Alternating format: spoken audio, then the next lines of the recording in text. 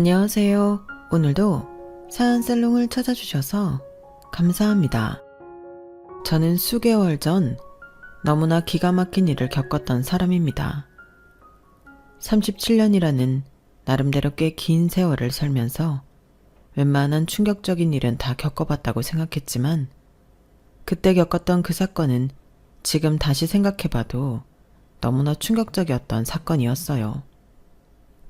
수개월이 지난 지금은 그때의 감정이 많이 무뎌졌지만 다시 생각해봐도 세상에 이런 일이 다 있구나 싶긴 합니다. 사람은 누구나 너무 큰 일을 당하면 주변 사람들에게 그 이야기를 나누고 싶잖아요. 그런데 제 경우에는 그게 제 가족과 연관돼 있다 보니 누군가에게 속을 털어놓기가 쉽지 않았어요. 여기는 인터넷이니까 익명성을 믿고 대나무 숲에라도 털어놓고 싶은 심정으로 이렇게 글을 쓰게 되었답니다. 부디 제 이야기를 끝까지 들어주시고 힘이 되는 말씀을 해주시길 부탁드릴게요. 저는 20대 후반에 남편을 만나게 되었는데요. 원래 저는 서울에서 태어나 대학도 서울에서 나오고 직장도 서울에 있는 곳을 다니던 평생 생활 반경이 서울을 벗어난 적이 없는 사람이었어요. 그런데 직장을 다닌 지 2년 만에 지방으로 발령을 받게 되면서 갑자기 서울이 아닌 다른 곳에서 살게 되었죠. 처음에는 걱정보다는 설레는 마음으로 지방에 내려가게 되었는데 막상 아무런 연고도 없는 지역에 가서 1년, 2년 지내다 보니 외로움이 크게 생기고 말았어요. 회사 사람들과는 친하게 지냈지만 회사 일 외에 제 일상에 대해 맘 편히 수다를 떨 만한 동네 친구가 없었기 때문이죠. 퇴근만 하면 혼자 외롭고 우울한 나날을 보내던 저는 계속 그러고 있으면 안 될 것 같아 운동이라도 시작하기로 결정했답니다. 원래 건강한 몸에 건강한 정신이 깃든다고 하잖아요. 그래서 크로스핏이라는 당시에 유행하던 운동을 무작정 시작하게 되었어요. 처음에는 온몸에 알이 배기고 힘들었지만 매일같이 가서 열심히 구슬땀을 흘리니 어느새 몸이 적응도 하게 되고 점점 운동에 재미도 느껴지더군요. 그리고 그곳에서 같은 운동을 하는 사람들끼리 운동이 끝나고 모이는 친목 활동도 같이 하게 되었고요.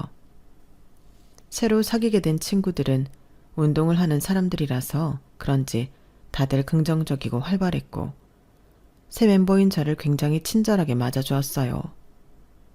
저는 그 모임에 금세 적응을 하게 되었고 거기서 지금의 남편을 만나게 되었답니다. 남편은 그 지역의 큰 공장에 다니는 사람이었는데요. 항상 깔끔하고 무난한 옷을 입고 다니고 성격이 수더분한 사람이었어요. 그런데 남편은 특이했던 점이 하나 있었죠. 아무래도 여러 사람들이 모여 놀다 보니 식사만 하지 않고 2차로 노래방을 가는 등 더 자리가 길어질 때도 있었거든요. 대부분 특별한 일정이 없으면 장소를 옮겨서도 같이 놀고 가곤 했는데 남편은 절대 그러는 법이 없던 사람이었어요. 오죽하면 남편의 별명이 신데렐라였을 만큼 무조건 1차 자리에만 참석을 하고 칼같이 짐을 챙겨 먼저 귀가하는 사람이었죠. 그렇다고 모임을 자주 안 나오는 것도 아니고 식사는 꼬박 참석하면서 옆자리에 앉아 있어도 말수도 적고 그저 사람 좋은 웃음만 짓곤 했어요. 또래의 여느 남자와는 다른 그 모습에 저는 자연스럽게 호기심이 생기게 되었는데요. 태진 씨는 왜 맨날 그렇게 집에 일찍 가세요? 뭐 일이 고돼서 피곤하기도 하고요. 집에 들어가면 할 것도 많고. 왜요? 결혼하셨어요? 아니요, 싱글입니다. 제가 혼자 살고 있거든요. 가면 빨래도 하고 청소도 하고 그래야죠. 그때는 남편의 그 밍밍한 대답이 왜 그렇게 재미있게 들렸나 몰라요. 저는 몇 번 대화를 나누고 나서 남편에게 더욱더 호기심이 생겼고 이후로도 남편과 수없이 많은 대화를 더 나누었답니다. 누구나 예상했듯이 저희는 그렇게 자연스럽게 연인이 되었고 2년 뒤에는 결혼도 약속하게 되었어요. 지방에 가서 몇 년 지내다 올 줄 알았던 제가 거기서 만난 남자와 결혼을 하고 정착을 한다고 하니 주변 사람들이 많이 놀라긴 했었죠. 절 걱정하는 사람도 많았지만 저는 진중하면서도 생활력이 강한 남편과 둘이서 행복하게 지낼 자신이 있었답니다. 저희는 결혼 2년 차에 아들을 출산하게 되었는데요. 출산과 육아가 힘들다는 말은 이미 익히 알고 있다고 생각했지만 남의 입을 통해 말로 듣는 것과 실제로 제가 경험하는 것은 차원이 다르더라고요. 저는 진통만 14시간을 했고 정말 어렵게 아들을 출산했어요. 살면서 처음 겪어보는 고통이었고 왜 출산할 때 생사를 오간다고 하는지 온몸으로 체감하게 되었죠. 곁에서 보는 남편 역시 온몸에 진땀을 뺄 만큼 고생을 했고 출산 직후에는 최선을 다해 제 곁을 지키면서 제 회복을 도와주었어요. 처음에는 제가 몸을 가누지 못할 정도로 아프고 힘들 때 제 곁을 지켜주는 남편이 너무 고마웠죠. 하지만 3일, 4일 정도가 지나고 산후조리원에서 정신없이 지내고 있을 때부터 남편이 자꾸만 사라지는 거예요. 물론 남편도 일이 있으니 저와 같이 산후조리원에서 하루 종일 살기를 바라지는 않았어요. 하지만 서로의 하루 일정과 스케줄을 전부 알고 있는데 남편이 이상하게 퇴근 시간이 늦고 집에만 갔다 온다더니 몇 시간이나 걸리는 거였어요. 극도로 예민한 상태였던 저는 남편에게 서운함이 쌓이기 시작했죠. 당신 왜 이제 들어와? 집에만 갔다가 온다며? 그런데 4시간이 넘게 걸렸어? 아, 그게 집에 들른 김에 샤워도 하고 내일 출근 준비도 다 하고 오느라고 그랬어. 샤워하고 온 거라고? 그게 감은머리야? 알잖아. 나 머리 빨리 마르는 거. 내가 너무 오래 있다가 와서 화났어? 미안해. 다음엔 미리 집에서 뭐하고 올지 다 말하고 다녀올게. 남편이 그렇게 이야기하니 제 입장에서 할 말이 없었어요.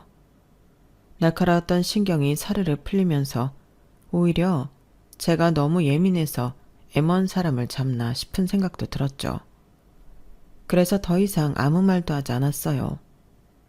이후 남편은 정말로 어디 갈 때마다 뭐라고 올 건지 구체적으로 이야기를 하고 다녀왔어요. 게다가 얼마 뒤 남편은 회사에서 새로 들어오는 일들이 많아서 공장 설비들을 대대적으로 변경해야 하는 일이 생기게 되었어요. 남편도 남편대로 고생을 하다 보니 제가 더 이상 남편에게 서운함을 표출할 수 없었죠. 그런데 남편은 너무 오랫동안 바쁜 거예요. 산후조리원에서 나와 집에서 육아를 시작하니 그때는 진짜 전쟁 같았거든요.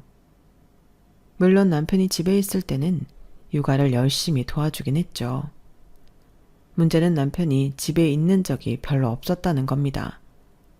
잠깐 바쁠 거라더니 장장 6개월 동안 얼굴 보기가 힘들 정도였어요. 원래도 일의 특성상 야근을 자주 하긴 했었지만 하필 그 시기에 자꾸만 남편이 12시가 넘어 들어오니 제 입장에서는 서운함을 넘어 화가 쌓이게 되었어요. 그러다가 한 번은 도대체 남편이 집에 왔다가 가는 건지도 모를 만큼 거의 열흘 정도 코빼기도 안 비추던 때가 있었어요. 아무리 바빠도 그렇지 한 집에 살면서 열흘이란 모습을 못 본다는 게 기가 차더군요. 열흘이면 주말도 껴 있었는데 남편이 주말에도 집에 없었던 거였으니까요. 머리 뚜껑이 열릴 정도로 화가 난 저는 작정하고 남편이 집에 들어올 때까지 문 앞에서 버티고 있다가 새벽에 들어오는 남편을 붙잡고 있는 대로 화를 내기 시작했어요. 당신 대체 언제까지 맨날 야근이야? 내가 언제까지 맨날 잠도 못 자면서 애를 혼자 키워야 하냐고. 공장 설비인지 뭔지 그걸 지금 반년 동안 하고 있는 거야? 그 회사는 뭐 당신 혼자만 일한대? 아니야, 그게 아니라 최근에 새로 들어온 신입이 사고를 쳐서 그래. 정말 미안해. 내가 관리자라서 지금 자리를 비울 수가 없어. 진짜 일만 끝나면 집에서 같이 육아 도와줄게. 여보, 정말 미안해. 그 일 끝나면 또 뭐가 있고 또 무슨 다른 일 생기고 그럴 거 아니야. 당신 나 몰래 바람 펴? 뭐가 그렇게 맨날 핑계가 많냐고. 아니야, 정말 없어. 그런 거 아니야. 이번 일만 끝나면 한동안 정말 안 바빠. 나는 친정도 멀고 육아 부탁할 시댁도 없어. 이 지역에서 혼자인데 너무한 거 아니냐고. 남편은 20대 초반에 부모님을 모두 여의고 혼자 살았던 사람이기 때문에 저는 시댁 식구가 없었거든요. 그렇다고 친정 부모님께 육아를 도와주러 매주마다 KTX를 타고 와달라고 할 수도 없는 노릇이었고요. 제가 엄청나게 화를 내자 남편은 몇 날 며칠 동안 미안하다고 사과를 했어요. 야근을 줄일 수가 없어서 그랬는지 집에 있는 동안에는 잠도 많이 안 자고 청소든 빨래든 자기가 할 수 있는 모든 집안일과 육아를 맞춰놓더군요. 남편이 그렇게 행동을 하니 저도 계속 화를 내기가 미안해졌죠. 그때는 저도 산후 우울증이었는지 차라리 남편이 나쁜 사람이어서 제가 마음 편하게 욕이라도 했으면 좋겠다는 생각이 들기도 했네요. 그렇게 남편과 저는 각자 힘들게 몇 년을 버텨냈어요. 그러고 나니 아이가 어린이집에 들어갈 시간이 되었고 그제서야 숨통이 좀 트이더군요. 저는 회사에 복직해서 육아도 하고 일도 하는 워킹맘이 되었어요. 물론 그 삶도 정신이 없었지만 애가 신생아였을 때에 비하면 훨씬 나았죠. 한편으로는 아무래도 제가 일하는 동안 애와 함께 있어주지 못하는 게 마음에 걸리기도 했는데요. 고맙게도 저희 아들은 밝고 건강한 어린이로 잘 자라주었답니다. 아들을 키우면서 남편과 저는 가끔씩 투닥하는 일은 있어도 육아 초창기 때처럼 누구 한 명이라도 크게 언성을 높이는 그런 일은 없었어요. 그런데 아들이 유치원을 들어가고 남편의 직급이 더 높아졌을 때 저희 부부는 또다시 불화가 생기기 시작했어요.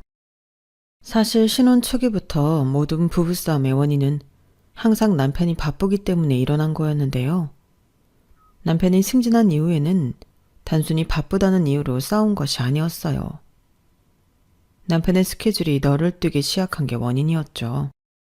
분명히 남편이 일찍 온다고 해서 가족끼리 외식을 하기로 했는데 연락도 없이 10시에 들어오지를 않나. 제가 회사에서 외부 일정이 있어 남편이 아들 하원을 시키기로 했는데 갑자기 2시간 전에 못 데리고 오겠다고 연락을 하기도 했어요. 그리고 그 일로 화를 내자 그 다음엔 저에게는 말도 없이 자기 회사 사람들에게 아들 하원을 시키기도 하고요. 물론 부부 사이에 스케줄 변동이 생기면 당연히 제가 맞춰줄 수는 있어요. 그런데 그것도 한두 번이어야지 자꾸만 무슨 일이 있기 직전에 말을 바꾸거나 저에게 미리 연락도 없이 약속과 다르게 일을 진행하니 저도 점점 화가 올라오기 시작했죠. 그러다가 이 일이 발생하고 만 겁니다. 사건의 발단은 저희 아들이 초등학교를 입학하고 첫 운동회를 앞두고 있던 것이었어요. 아들은 난생 처음 운동회를 한다고 잔뜩 설레고 신이 난 상태였죠. 저희 부부는 2주 전부터 둘 다 시간을 빼서 가기로 결정했고요. 왜냐하면 저희 아들이 운동회 때는 부모님도 참여하는 활동이 있으니까 꼭 와달라고 여러 번 이야기를 했거든요. 특히 아들은 남편한테 계속해서 꼭 와야 한다고 조르고 또 졸랐죠. 아빠, 진짜 꼭 와야 돼? 진짜로 올 거지? 알았어, 아빠 진짜 갈게. 진짜로? 이번에는 진짜로 와야 돼? 알았어, 진짜로 꼭 갈게. 그런 아들의 모습을 보고 있자니 제가 다 마음이 짠하더라고요. 얼마나 아빠가 약속을 안 지키는 게 익숙하면 고작 8살짜리 애가 저럴까 하고요. 그래서 저는 아들을 재우고 나서 남편에게 신신당부를 했어요. 당신 승우 운동회 날에 꼭 와야 돼? 또 전날 갑자기 일 생겼다거나 당일날 갑자기 취소하면 진짜 안 돼. 이번에는 꼭 와. 알았다고. 이번에는 미리 다 이야기했어. 이래놓고 맨날 직전에 뭐 때문에 안 된다고 하고 또 뭐 때문에 못 간다고 하잖아. 애가 오죽하면 아빠한테 10번 20번 물어보겠어. 자꾸 애한테 거짓말하면 애가 앞으로 아빠 말을 어떻게 믿겠냐고. 이번에는 진짜 안 그럴게. 진짜 약속해. 저는 마지막으로 남편을 한 번만 더 믿어보자 하고 더 이상 말을 아끼기로 했어요. 저도 다 큰 어른이고 가장인데 가족들이 이만큼 말했으면 어련히 알아들었겠거니 했죠. 시간은 빠르게 흘러 어느새 운동의 전날이 되었고 저는 일찍 퇴근하고 들어와서 저희 아들이 좋아하는 재료를 듬뿍 넣어 도시락을 만들었답니다. 몇 시간 뒤 퇴근하는 남편에게 다시 한번 내일 일정을 물어보기도 했고요. 남편은 정말 일정 변동이 없다고 확실하게 얘기했고 저도 그제야 마음을 편안히 내려놓을 수가 있었어요. 하지만 그 다음날 아침 일찍부터 도시락, 얼음물 등을 챙겨 아들과 함께 학교로 향하고 있는데 그때였어요. 학교 앞에 다 와서 벼랑간 남편의 핸드폰 벨소리가 울리는 겁니다. 남편은 핸드폰을 보더니 전화 좀 받겠다며 자리를 피하더라고요. 아들은 불안한 표정으로 아빠 뒷모습만 보고 있었어요. 저는 아들한테 엄마 아빠도 뒤따라 들어갈 테니 먼저 들어가 있으라고 달랬죠. 아들을 겨우 보낸 뒤 저는 남편이 간 방향으로 발걸음을 옮겼습니다. 그때는 남편이 전화를 받으러 굳이 자리를 피한 것에 대해서는 아무런 생각을 못했어요. 남편은 교직원 주차장 쪽 울타리 밑에서 통화 중이었는데요. 내가 저번에 오늘은 못 간다고 했잖아. 뭐? 그럼 나는 와이프한텐 뭐라고 말해? 일단 알았어. 남편이 너무 편하게 반말을 하니 회사 사람이랑 통화하는 게 맞나 싶은 생각이 조금 들었네요. 하지만 곧이어 남편도 직급이 있으니 부하 직원에게는 그럴 수도 있겠다는 생각이 들었죠. 그때는 말투에 대한 이질감보다는 남편이 아들 학교에는 한 발자국도 들이지 않고 또 자리를 비우려나 보다 하는 불안한 예감이 더 강하기도 했고요. 그리고 제 예감은 틀리지 않았어요. 남편은 인상을 찌푸리면서 전화를 끊고 뒤돌아봤다가 저를 발견하고는 깜짝 놀라더군요. 당신 왜 여기까지 따라왔어? 승호는? 방금 통화 뭐야? 설마 지금 또 가봐야 돼? 그게 미안해. 가봐야 할 것 같아. 근데 진짜 잠깐이면 돼. 잠깐. 어차피 애들 오전 조회 시간도 있잖아. 운동회 시작 전에는 돌아올게. 이럴 거면 처음부터 약속을 하지 말든가. 아, 됐어. 갔다가 오든지 말든지 알아서 해. 저는 남편 손에 들려있던 짐을 확 낚아채면서 퉁명스럽게 쏘아붙였어요. 남편이 뭐라고 대꾸하기도 전에 그대로 남편을 버려두고는 학교 안으로 들어와 버렸죠. 자꾸 말을 이랬다 저랬다 바꾸니 화가 머리 끝까지 났고 잠시 뒤 남편이 없어진 걸 보고 실망할 아들 걱정에 마음이 너무 안 좋았거든요. 솔직히 말하면 남편에게 정이 확 떨어지기도 했고요. 그날 운동회는 잔뜩 실망한 아들을 달래느라 하루 종일 보내야만 했어요. 3시간 만에 오기는 개뿔. 남편은 해가 다 진 이후에도 집에 들어올 생각을 안 했죠. 애초에 기대도 안 했던 저는 남편이 들어오거나 말거나 애를 일찍 재우고 저도 일찍 잠들어 버렸습니다.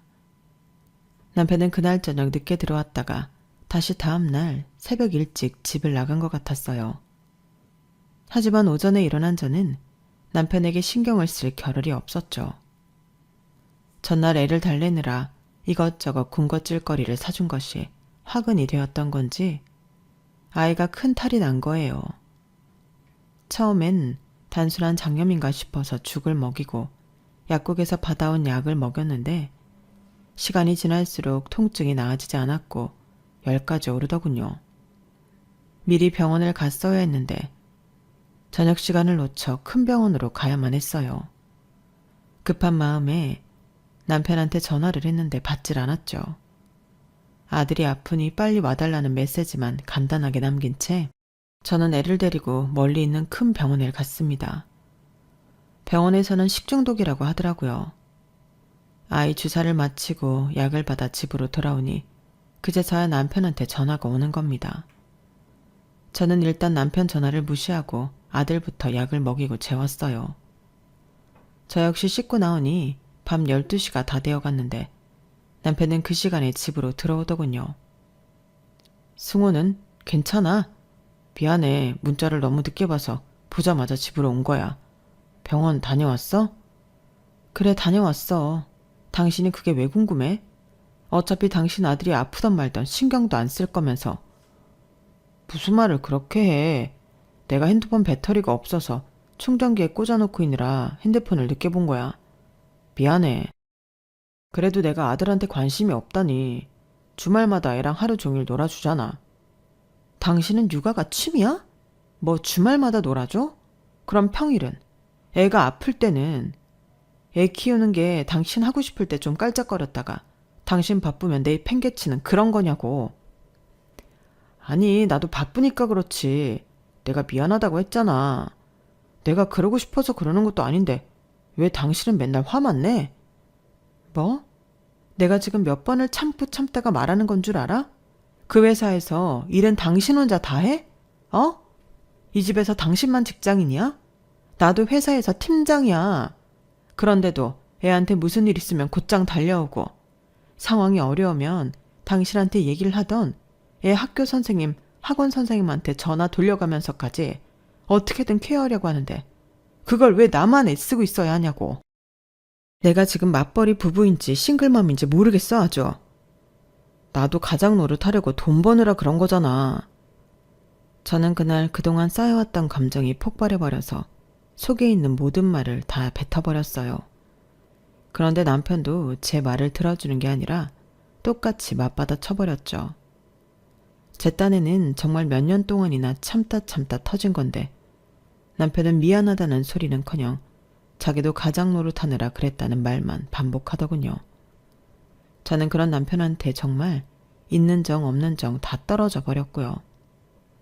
저희 부부는 답이 없는 싸움을 하다가 서로 돌아서 버렸고 그 이후로 사이가 계속해서 냉랭해졌어요. 저는 남편이랑 같은 공간에 있는 것도 싫어졌고 서재로 쓰던 작은 방에 이부자리를 들고 가 혼자 잠들기 시작했죠. 얼마 뒤엔 남편이 서재에 자겠다고 해서 다시 안방으로 들어가긴 했지만 어쨌든 한동안 각방을 쓰며 지냈어요. 약 3개월 정도의 시간이 그렇게 흘렀습니다. 그동안 남편과는 정말 필요한 말이 아니면 아예 말을 섞지 않았어요. 또 언쟁을 벌이기 싫어 아들 학원 다 끝나고 집에 데리고 오는 것도 전부 제가 도맡아 했죠. 그러던 어느 날 제가 회사에 급한 일이 생겨 남편에게 연락을 했어요. 그날 하루만 애를 데리고 와달라고 하려고요. 하지만 역시나 남편은 전화도 문자도 전부 받질 않았고 저는 결국 자포자기 심정으로 무리해서 일정을 변경해가면서 아들을 데리러 나갔습니다. 그런데 아들이 학원을 마치고 나올 때 제가 처음 보는 사람이 저희 아들을 먼저 부르는 거예요. 아들은 그 사람을 아는 듯이 인사를 하며 곧바로 그 사람에게 갔고요. 제가 후다닥 그쪽으로 다가가자 그 남자는 절 보고 바로 허리를 굽혀 인사하더군요. 저 혹시 누구세요? 우리 승우 아세요? 아, 네 사모님 안녕하세요. 저 윤 실장님이랑 같이 일하는 황현철 팀장이라고 합니다. 승우 알죠? 윤 실장님 부탁으로 전에도 몇 번 데리러 왔었거든요.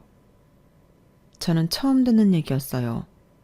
몇 년 전 저한테 말도 없이 다른 사람한테 애를 맡기길래 그럴 거면 저한테 그 사람의 연락처라도 미리 남겨놓으라고 분명히 얘기했는데 또 말도 없이 이런 짓을 했다니 화가 솟구쳤죠. 그러나 남 앞에서 화를 낼 수는 없어 저는 가까스로 웃으며 대꾸했어요. 아, 남편이 오늘 바빠서 연락을 못 받는 줄 알았는데 어떻게 제 연락을 보기는 했나 보네요. 네, 실장님 바쁜 일 있다고 하셔서 제가 왔어요. 혹시 남편이 무슨 일로 바쁜지 팀장님도 잘 모르시나요? 남편은 늘 공장 일 때문에 바쁘다고 해서요. 저희 공장은 뭐 별로 바쁠 일은 없는데요. 저한테는 가족 일이라고 해서 무슨 일이신지는 정확히 잘 모르겠어요. 황 팀장의 말을 들은 저는 머리가 잠시 멍해졌어요. 그동안 남편이 회사 일 때문에 바쁘다고 하면 곧이곧대로 그런가 보다 했지 그게 거짓말일 거라고는 상상도 못했거든요. 황 팀장이 말을 듣고 나서야 결혼 초기에는 무슨 일 때문에 갑자기 회사를 가야 하는지 상세히 설명하던 남편이 어느 순간부터는 이유도 명확히 얘기하지 않고 나가버렸다는 게 깨달아졌죠. 이유를 설명하지 않으면서부터 연락이 안 되는 날도 많아졌다는 것도요. 혈연도 없는 사람이 집에도 회사에도 없으면 도대체 어디에 있을까 생각하다가 불현들 아들 운동회 날 회사 사람이라고 하기엔 너무 친근하게 통화하던 남편의 모습이 생각이 났습니다. 아, 이 남자가 바람을 피는구나 하고 그제야 깨달은 거죠. 모든 게 너무 분명했는데 이제야 안 제 자신이 너무 바보 같았을 정도였어요. 저는 그날 밤을 뜬 눈으로 지샜고 다음 날이 되자마자 제 친동생에게 전화를 걸었습니다. 제 동생이 변호사거든요. 전화해서 자초지종을 설명하니 동생은 연신 세상에만 반복하더군요. 세상에, 형부 진짜 쑥 맥인 농촌 청년 같더만 여자가 생길 줄이야. 그래서 증거는 잡았어? 어제 새벽에 몰래 남편 방에 들어가서 핸드폰이라도 보려고 했는데 비밀번호가 걸려있더라고. 풀어보려고 했는데 결국 못 풀었어. 확실한 증거를 잡기 전에는 절대 먼저 티내면 안 돼. 언니가 무기를 먼저 쥐고 있을 때 티를 내야 한다고. 알았어? 핸드폰 여는 거 말고는 무슨 방법이 없을까? 나 진짜 어제 한숨도 못 자고 애 생각하면 어떻게 해야 할지도 모르겠고 진짜 미치겠어. 나도 뭐 사실 이혼 전문 변호사는 아니잖아. 맨날 채권 추심 같은 거나 하지. 그래도 빚쟁이를 찾으러 다니고 이런 적 많았다며 현장을 그냥 확 덮쳐버릴까? 일단은 먼저 언니가 마음 편하게 먹어야 돼. 이거 몇 주 만에 끝나는 싸움이 아니라 1년, 2년 넘게 걸릴 수도 있어. 내가 동기 중에 이혼 변호하는 애들이 있으니까 물어봐 볼게. 내가 안 그래도 이번 주 주말에 속초에 여행 가려고 했었거든? 땡땡 리조트 예약해놨었는데 그때 만날래? 그래? 잘 됐네. 나도 차로 가면 금방이니까 그때 만나서 얘기하자. 승호 잠깐 친구네 집에 좀 가 있으라고 해야겠어. 그래, 일단 마음 단단히 먹고 절대 티내지 말고 있어. 알았지? 동생의 말에 저는 정말로 마음을 단단히 먹고 3일 정도의 지옥 같은 시간을 보냈어요. 다행히 남편과 대화가 단절된 지 오래라서 모른 척하는 건 문제가 되지 않았죠. 그런데 매일 밤 아이를 재우고 나올 때마다 마음이 찢어지는 것 같았어요. 아무것도 모르는 아들을 보자니 이혼을 하는 게 맞는 건가 싶기도 하고 지금처럼 말도 안 하고 방도 따로 쓰고 살다 보면 아들이 대학에 갈 때까지는 버틸 수 있겠다 싶기도 했죠. 속으로 오만 가지 고민을 하며 3일 밤을 설치고 나니 드디어 주말이 되었어요. 저는 미리 아들 친구의 엄마에게 부탁을 해놓고 약속된 시간에 애를 친구 집에 데려다 주었어요. 소정의 감사표지와 가족들 다 같이 드시라고 과일도 가져다 드리면서요. 그리고는 바로 동생과 만나기로 한 땡땡 리조트를 향했습니다. 리조트 앞에서 만난 저희는 일단 1층에 있는 카페테리아에 자리를 잡았어요. 동생이 자기가 이것저것 알아왔다며 서류를 꺼내드는 모습을 멍하니 지켜보고 있는데 벼랑간 동생이 제 뒤쪽을 뚫어져라 쳐다보는 겁니다. 뭐야, 뭔데? 저도 동생을 따라서 뒤를 돌아보았지만 아무도 없었어요. 왜 그래? 누구 있어? 아니, 그게 아니라 저거 형부차 아니야? 형부차가 여기 왜 있어? 동생이 손가락으로 가리키는 곳을 보니 정말로 저 멀리 남편의 차가 막 주차장으로 들어오고 있는 게 보이더라고요. 예상치 못한 일에 저희 두 자매는 당황해서 허둥지둥 가방부터 챙기고 일어났어요. 뭐 어떻게 해야 돼? 난 당연히 출근한 줄 알았는데 일단 숨어? 당연히 숨어야지. 여기 있으면 바로 보이잖아. 저기 기둥 뒤를 일단 자리 옮기자. 빨리 와. 동생의 말을 따라 저는 후다닥 리조트 입구와 먼 자리로 자리를 옮겨갔어요. 잠시 뒤 주차를 마친 남편이 차에서 내려 입구 쪽으로 걸어오고 있는 게 보이더군요. 설마 지금 불륜의 현장을 목격하는 건가 싶어서 저는 심장이 터질 듯이 쿵쾅대고 있었어요. 언니, 일단 전화해봐. 지금? 전화해서 어디 있는지 물어봐봐. 형부가 언니한테 거짓말하는지 한번 보자. 저는 동생의 말을 듣고 얼른 핸드폰을 꺼내 남편에게 전화를 걸었습니다. 남편이 전화를 안 받으면 어쩌나 싶었는데 다행히 핸드폰을 보자마자 전화를 받더라고요. 무슨 일이야? 당신 지금 어디야? 나? 어디긴 잠깐 사무실에 점검 좀 하러 왔지. 왜? 눈 하나 깜짝 않고 거짓말을 하는 남편을 보고 저는 쿵쾅대던 심장이 차가워지는 것 같았어요. 긴장되어서 떨리던 목소리로 저절로 착 가라앉게 되더군요. 그래? 얼마나 걸려? 나도 오늘 일 있어서 급하게 회사에 들러야 하거든. 글쎄, 저녁 늦게까지 있어야 할 것 같은데. 무슨 일인데? 알았어. 그럼 신경 쓰지 마.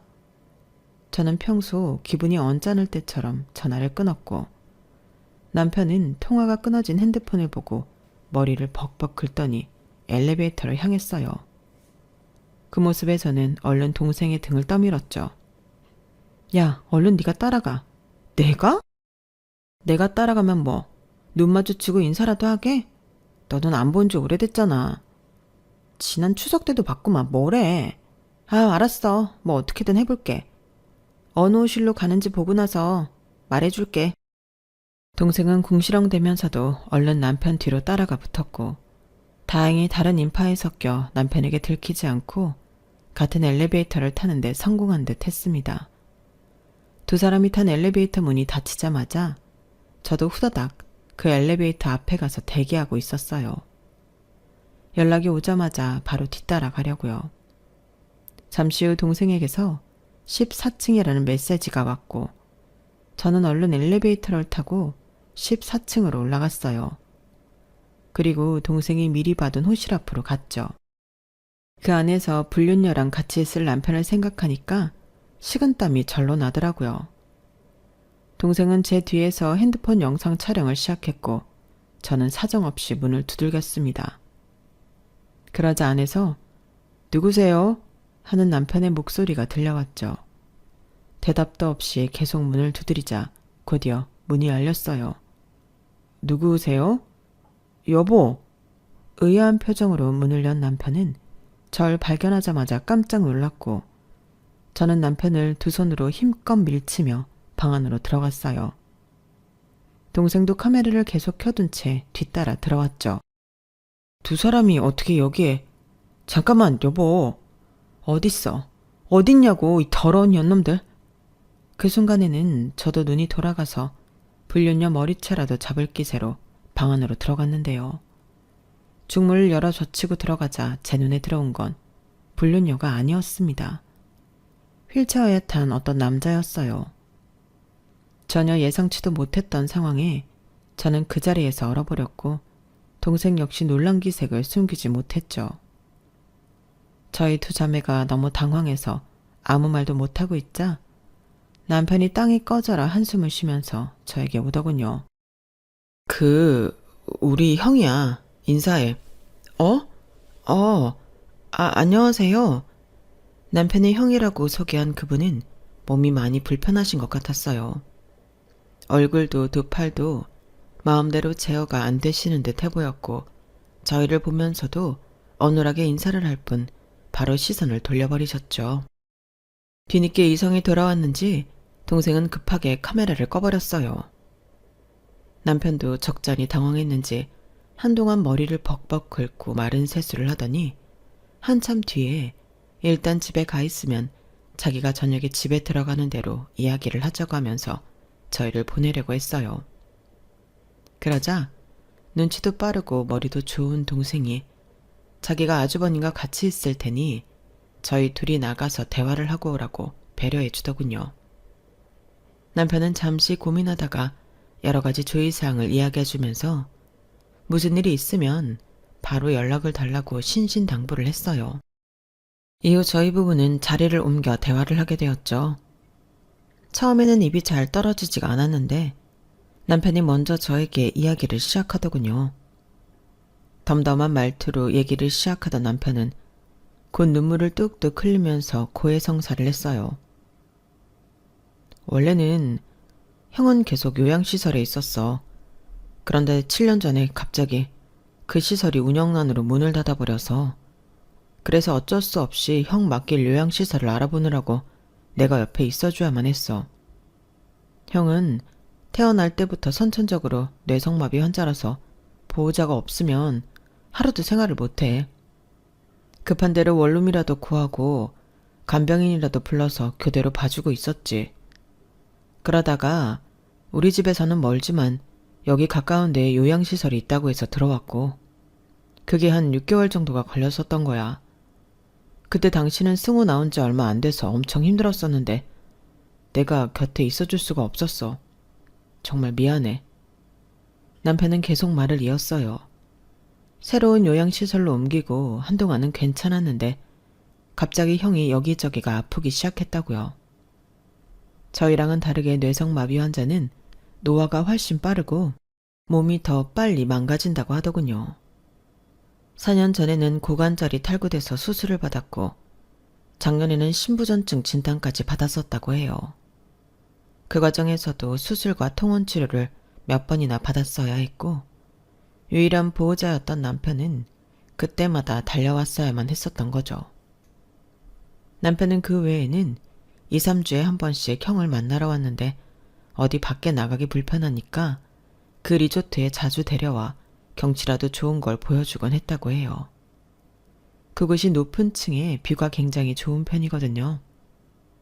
남편의 말이 끝날 때까지 조용히 듣기만 하던 저는 가장 중요한 질문을 던졌는데요. 근데 왜 여지껏 나한테는 비밀로 했어? 나한테는 외동아들이라고 했잖아. 몸이 아픈 형이 있어서 형 봐주러 가야 된다고 얘기를 했으면 오해할 일도 없었잖아. 그게 사실 부모님이 돌아가시기 전에 장가갈 때는 형이 있다고 얘기하지 말라고 하셨어. 뭐? 형도 그걸 원했고 이 사실을 알면 나한테 시집올 여자는 없을 거라면서. 그럼 시집 온 다음에는 시집 와서 거진 10년을 같이 산 다음에는 그때는 얘기해도 되는 거 아니야? 아니 그동안 그렇게 오해가 쌓이고 나랑 관계가 틀어져도 그래도 절대 이야기를 안 할 생각이었다고? 이유를 말했으면 정말 이혼할까봐 그랬어. 어이가 없는 남편의 대답에 저는 벌떡 일어나 남편의 등짝을 사정없이 내리쳤어요. 남편은 악소리를 지르며 등에 불이 나도록 저에게 얻어맞았죠. 당신이 하도 말을 안 해서 이혼하려고 했어. 하도 아무 말도 안 하고 지멋대로 굴어서 이혼하려고 했다고. 집구석에는 오지도 않고 공장 일도 바쁘지도 않다는데 하고 날 연락도 없이 사라지니까 내가 오해를 할 수밖에 없잖아. 그래 안 그래? 아 그래. 나는 당신이 바람피는 줄 알았다고 이 화상아. 수년 동안 쌓여있었던 울분을 토하며 남편을 사정없이 때리던 저는 그만 다리에 힘이 풀려 주저앉아서 엉엉 울었어요. 그런 절 보고 남편도 절 안고 엉엉 울고 사람들이 다 이상하게 쳐다보고 갔지만 저희는 다른 사람을 신경도 못 쓰고 우느라 바빴네요. 그렇게 서로 쌓인 오해를 푼 저희 부부는 그날 이후로 연애할 때로 돌아간 것처럼 서로 사이가 다시 좋아지게 되었답니다. 남편은 아들에게도 그동안 아빠가 함께 해주지 못해서 미안했다며 사과를 했고 한동안 멀어졌던 남편과 아들 사이도 회복할 수 있게 되었어요. 가족끼리 관계가 모두 회복된 뒤 저는 그동안 아주버님 요양시설 비용이나 수술비는 어떻게 해결했는지 물어보았는데요. 남편은 그동안 아주버님의 모든 요양원 비용과 병원비를 돌아가신 시부모님이 남겨준 유산으로 해결했다고 해요. 시부모님이 당신들 유산을 전부 아주버님 치료비로 써달라고 부탁하셨다고요. 유산의 전부를 아픈 첫째 아들에게 맡기면서 둘째 아들에게는 형을 언급하지도 말고 지내라고 하셨다니. 그 마음이 이해는 되지만서도 한편으론 그러지 마시지 싶기도 했네요. 이런 문제에 정답은 없지만 그래도 진짜 가족을 만나면 비밀을 털어놓으라고도 말씀해 주셨으면 좋았을 텐데 말이에요. 갑자기 큰아빠가 생긴 아들은 처음에는 아주버님을 보고 조금 겁을 먹는 것 같더니 이내 적응하게 되었어요. 아주버님과의 의사소통은 상당히 힘들지만 그래도 남편이 정기적으로 방문할 때는 저는 꼭 아들의 손을 잡고 남편과 함께하고 있답니다. 남편의 말로는 아주버님이 일반인처럼 오래 살기는 어려울 것 같다더라고요. 그래서 저희 곁에 계실 때 자주 만나게 해주는 게 좋을 것 같았어요. 아주버님도 조카를 좋아하시니까요. 또 다른 이유로는 저희가 계속 같이 다녀야지 남편도 가족은 서로 숨기는 것 없이 모든 걸 함께 해야 한다는 걸 깨달은 것 같았거든요. 제 노력 덕분인지 처음엔 어색해하던 남편도 이제는 편하게 형을 보러 가자고 이야기를 할 수 있게 되었죠. 그리고 이제는 제가 물어보지 않아도 남편이 먼저 회사에는 무슨 일이 있는지, 아주버님에게는 무슨 일이 있는지 미주알 고주알 얘기하기 시작했답니다. 그뿐만이 아니라 누구보다도 더 연락이 잘 되는 사람이 되기도 했어요. 물론 여전히 저희 부부 둘 다 맞벌이를 하고 육아도 하고 아주버님까지 챙기면서 바쁘게 살고 있지만 서로 오해만 깊어지던 지난 날들을 생각하면 현재가 훨씬 마음이 가볍고 행복하네요. 지금까지 저희 가족이 이렇게 다시 하나가 된 이야기를 들어주셔서 정말 감사합니다. 지금은 수개월이 지났지만 가끔씩 당시를 생각해보면 무슨 이런 기막힌 일이 있나 싶은 생각을 종종 하곤 했어요. 그러다가 이렇게 제 사연을 보내게 되었고요. 혹시나 현재 인생이 너무 힘들고 고된 부분들이 있다면 저희 가족이 서로 화해했던 이 이야기가 따뜻한 위로가 되었으면 좋겠습니다. 끝까지 들어주셔서 감사합니다. 여러분, 사연 댓글에 응원과 현명한 조언 부탁드려요. 좋아요와 구독은 저에게 큰 힘이 됩니다. 오늘도 좋은 일 가득하세요.